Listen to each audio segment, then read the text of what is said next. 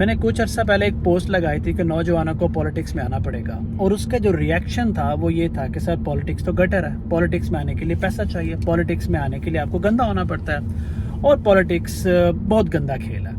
تو میں یہ سمجھنا چاہتا ہوں کیا نوجوانوں کو پولیٹکس میں آنا چاہیے، کیا نوجوانوں کو پولیٹکس میں آنا پڑے گا؟ اور اس سوال کا بہترین جواب دینے کے لیے میرے ساتھ ہیں سر جاوید صاحب۔ دیکھو عرفان، بات یہ ہے، مجھے آپ کے سوال کے دوران ایک واقعہ یاد آیا۔ بہت عرصہ پہلے میں ملتان میں جب ہوتا تھا تو میڈیکل اسٹوڈنٹ تھا، تو مارشل لا کا زمانہ تھا، اور چیزوں کی مانیٹرنگ آرمی کے لوگ کرتے تھے کیونکہ ان کی رسپانسبلٹی تھی، ان کی گورنمنٹ تھی۔ تو حسین آگائی بازار میں، جہاں کے بزنس ہب تھا اس زمانے میں، ایک جیپ آ کے رکی اور اس میں سے کچھ فوجی نکلے، ان میں سے ایک میجر صاحب تھے۔ انہوں نے آ کے دکانوں پہ چیک کرنا شروع کر دیا کہ پرائس لسٹ ہے کہ نہیں، صفائی کا نظام ٹھیک ہے کہ نہیں، وغیرہ وغیرہ، اور آدھے پونے گھنٹے کے اندر کئی لاکھ روپے جرمانہ کر کے وہاں سے چلے گئے۔ اتنے میں وہ جو تاجروں کو، انجمن تاجران والوں کو ہوش آیا، وہ اکٹھے ہوئے، انہوں نے کر کے اپنا ایک وفد بنا کے وہاں آرمی والوں کے پاس پہنچے کہ جی ہمارے ساتھ زیادتی وغیرہ، یا اپنے کیس کو پلیٹ کرنے کے لیے جب وہاں گئے تو انہوں نے کہا کہ بھئی کون سا میجر، ہم نے تو ایسا کچھ کیا ہی نہیں، اس طرح کا کوئی واقعہ تھا ہی نہیں۔ پتہ لگا وہ کوئی فراڈ یا جعلی آدمی تھا۔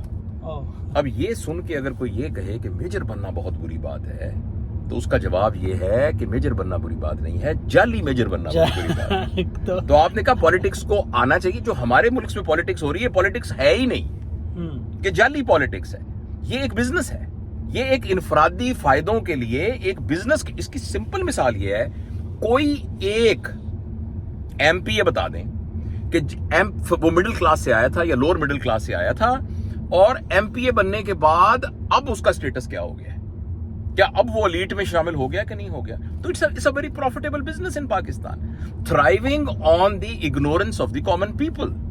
ہاں، صحیح سیاستدان کون تھے؟ حضرت محمد صلی اللہ علیہ وآلہ وسلم۔ ان سے بڑا پولیٹیشنز کون ہوگا؟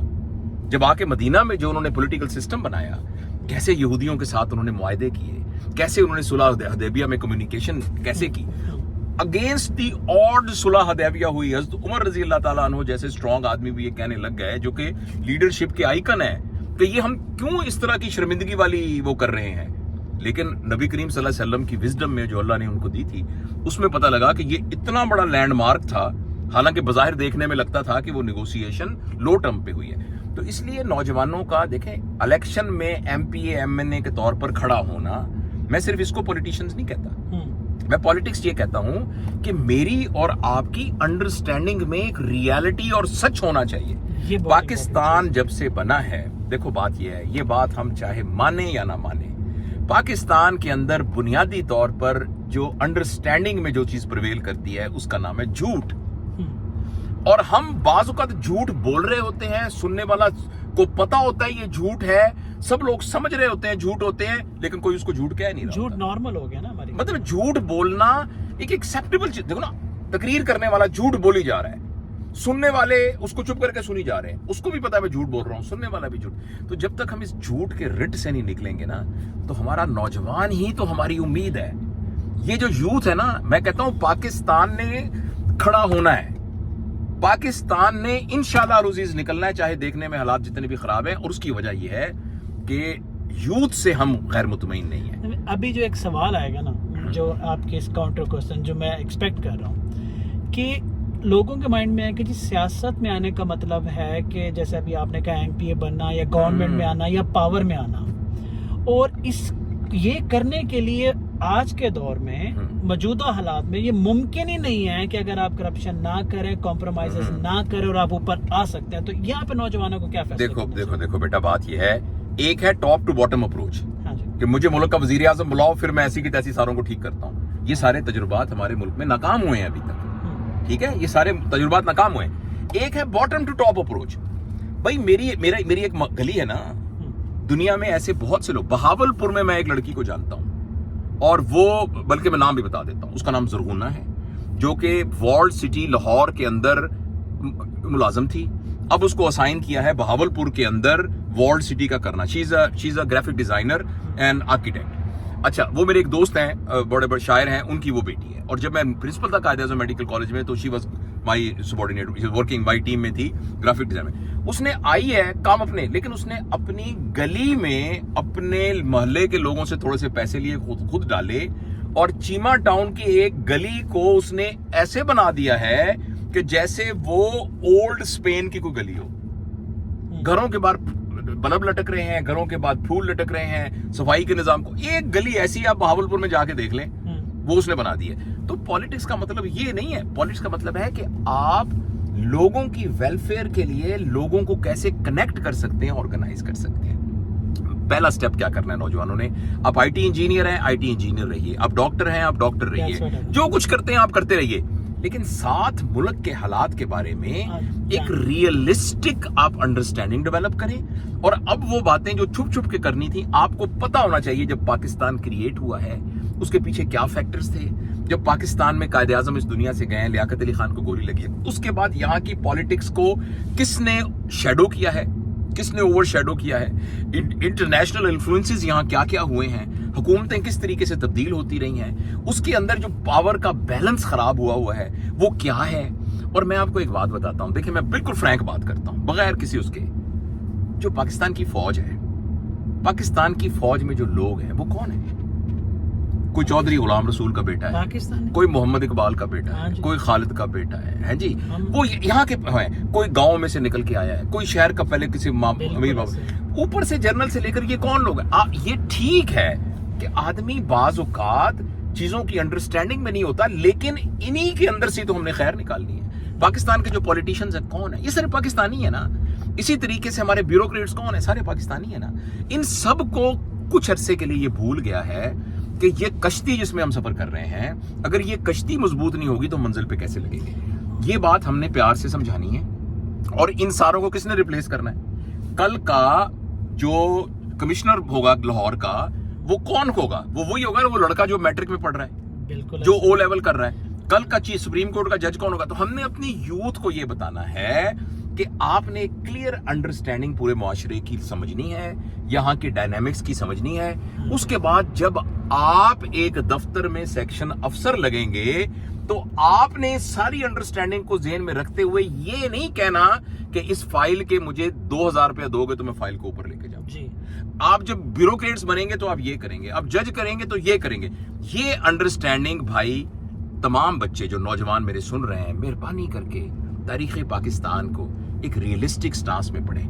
ہمارا ایک دوست ہے حامد بن مختار, امریکہ میرا کلاس فیلو ہے, وہ یہ کہتا ہے کہ اگر ہمیں تاریخ نہیں آتی نا تو ہم ٹائم میں اورینٹڈ نہیں ہیں, اور اگر ہمیں جغرافیہ نہیں آتا نا تو ہم اسپیس میں اورینٹڈ نہیں ہیں. تو تاریخ اور جغرافیے کا جاننا ٹائم اینڈ اسپیس میں اورینٹیشن کے لیے ضروری ہے. اگر آپ کو اس سڑک پہ ہم جا رہے ہیں اس وقت, اگر ہمیں اورینٹیشن نہیں ہوگی, ہمیں کیا پتا لاہور جا رہے ہیں, ملتان جا رہے ہیں, کہاں جا رہے ہیں. تو اپنی انٹلیکچوئل اورینٹیشن کو ٹھیک کرنا ضروری ہے. اور دوسرا میرے بچوں, یہ دیکھو, یہ میں نا میری عادت بڑی بن گئی بات باندھنے کی. میں آپ سے گزارش کرتا ہوں خدا کے لیے, سطحی پنا جو ہمارے اس میں آ گیا ہے نا, سطحی پنا, جو قوموں کی فلسافیکل انڈرسٹینڈنگ ہے وہ ڈیپ انڈرسٹینڈنگ ہوتی ہے. شغل میلے کے لیے سطحی ٹھیک ہے, کول شول, یہ سطحی طور پہ ٹھیک ہے, آپ پکنک پہ جائیں اس کے لیے ٹھیک ہے. باقی زندگی کے اندر ایک ڈیپتھ ہونی چاہیے. انفارچونیٹلی ہمارے سیاستدان بات کر رہے ہیں تو اس پہ ڈیپتھ نہیں ہے. ہمارے انالیسس کرنے والے اس کو سطحی بنیاد پہ کریں. ہاں, اس ڈیپتھ کو اندر بیٹا دوبارہ سے آپ ڈیولپ کیجئے. اب بات لمبی ہو گئی ہے, میں بات کو سم اپ کرتا ہوں. نمبر 1, ہم میں سے ہر شخص کو پولیٹیکل ہونا پڑے گا, اس سینس میں کہ ہمارا, اچھا پولیٹیکل ہونا باعث ہونا بھی ہوتا ہے, کیوں نہیں ہوتا؟ جب آپ پولیٹیکل ہوں گے تو باعث بھی ہوں گے نا. لیکن میں آپ سے یہ عرض کرنا چاہتا ہوں کہ پلیز آپ کا جو باعث ہونا ہے وہ شخصیت کی وجہ سے نہ ہو. میں عمران خان کے بارے میں باعث ہوں, عمران خان کے خلاف میں کوئی بات نہیں سن سکتا. میں نواز شریف کے بارے میں باعث ہوں, وہ میرا شعر ہے, میں یہ کروں گا. میں زرداری کے بارے میں یہ نہیں کرنا. آپ نے کہنا ہے میں عمران خان کے بارے میں باعث ہوں, کیونکہ عمران خان جب امریکہ گیا تھا تو اس نے کہا تھا کہ بھی آپ کو کتنی امداد چاہیے, تو اس نے کہا میں نے امداد کی تو بات ہی نہیں کی. میں تو غیرت کے لیول پر ریلیشن شپ رکھنا چاہتا ہوں, میں تو برابری کے لیول پہ. اور ایک بڑا فکرہ اس نے کہا تھا کہ کوئی بات نہیں, one friend may be rich, another friend may not be so much rich, so what difference does it make? ٹھیک ہے نا. اس لیے میں عمران خان کے خلاف, یعنی آپ باعث ہوں عمران خان کے بارے میں کسی ریزن کی وجہ سے باعث ہوں, آپ باعث ہوں زرداری کے بارے میں یا ان کے بارے کسی ریزن کی وجہ سے باعث ہوں, ہاں اس کے اوپر باعث ہوں, اور پھر آپ میچ کر کے دیکھیں کہ ہمارے پاس بیٹر چوائس کون سی ہے. اور پھر ایک ہمیشہ یاد رکھیے, سب سے بڑا گروتھ کا جو طریقہ ہے نا، اگر آپ پرسنل گروتھ کرنا چاہتے ہیں تو وہ سیلف کرٹیسزم ہے، جس کا نام سیلف ریفلیکشن ہے.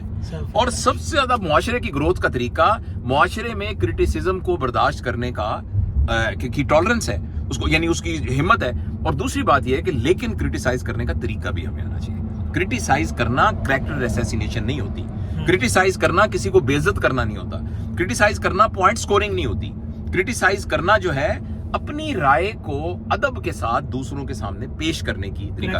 اس سلسلے میں ایک شخص کا نام لینا چاہوں گا، میں اس کے ان کے مذہبی حوالے سے نہیں، جاوید احمد غامدی صاحب. کبھی آپ ان کو دیکھیں کہ وہ کیسے کرٹیسائز کرتے ہیں. وہ جب کسی کے خلاف کوئی پوائنٹ کرتے ہیں کتنے ادب کے ساتھ ان کے مقام کو. میں نے جاوید احمد غامدی صاحب سے جو چیز سب سے زیادہ سیکھی ہے نا، وہ یہ سیکھی ہے how to face criticism and how to respond to criticism and how to do a criticism. تو میں بار بار کہتا ہوں، بات لمبی ہو گئی، پھر کوئی نہ کوئی بات نکل آتی ہے کیونکہ میں دل سے کر رہا ہوں بہت. دیکھو بیٹا، بات یہ ہے ہم سب کو نا اپنی responsibility as a Pakistani and اپنی responsibility as a global citizen, اور اگر آپ مجھے اجازت دیں تھوڑا سا آپ میڈیٹیشن کریں تو آپ اس فکرے کو زیادہ سمجھ میں آ جائیں گے. Our responsibility as a cosmic citizen. اب دیکھو نا، ایلان مسک سے پوچھو تو اس کے نزدیک جو مریخ ہے نا وہ ایسے ہی ہے جیسے لاہور کے ساتھ قصور ہے اس کے پرسپیکٹیو کے اندر. تو جو نبی کے پرسپیکٹیو میں تھا نا، جو اقبال نے کہا تھا کہ ہمسایہ جبریل امی. جبریل امین کون ہے؟ حضرت جبرائیل. کہاں ہے ان کا گھر؟ کہاں ہے؟ ہمسایہ جبریل امی بندہ خاکی ہے، اس کا نشیمن نہ بخارا نہ بدخشاں. یہ جو لوکل آپ کو ڈیسٹنیز نظر آتی ہے نا، اس زمانے میں دو کلچر کے سینٹر تھے بخارا اور بدخشاں. تو یہ نہیں ہے تمہارا ستاروں سے ہے نا. ہمسایہ جبریل امی بندہ خاکی ہے، اس کا نشیمن نہ بخارا نہ بدخشاں.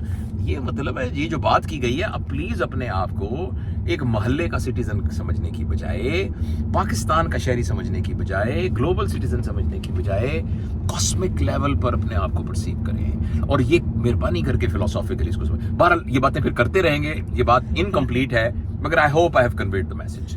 میں پوچھتا رہوں گا ان سے ایسے سوال اور آپ لوگوں تک پہنچاتا رہوں گا.